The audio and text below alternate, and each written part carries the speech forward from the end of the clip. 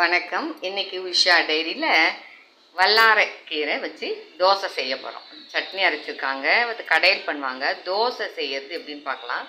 அதுக்கு தேவையான பொருட்கள் வல்லாரைக்கீரை. இது இந்த பாருங்க, வல்லாரைக்கீரையை நல்லா எடுத்து கழுவி வச்சுருக்கேன். அதை அது கூட ஒரு துண்டு பச்சை மிளகாவும் கொஞ்சோண்டு சீரகமும் எடுத்து வச்சுருக்கேன்.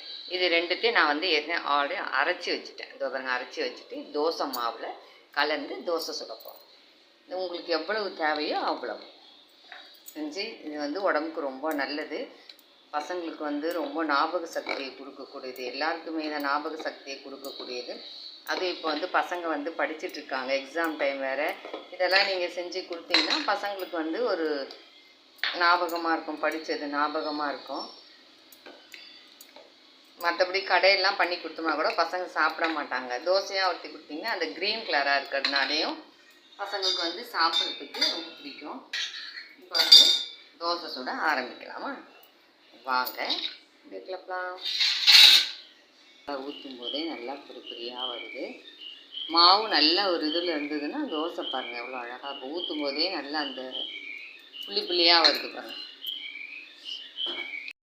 அவ்வளோதான், பார்த்தீங்களா?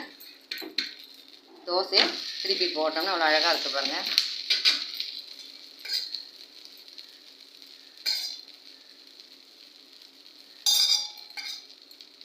தோசை போட்டாச்சு.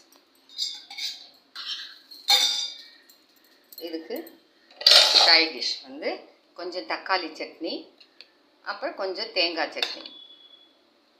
அவ்வளோதான், வல்லாரைக்கீரை தோசையும் அதுக்கு சைட் டிஷ்.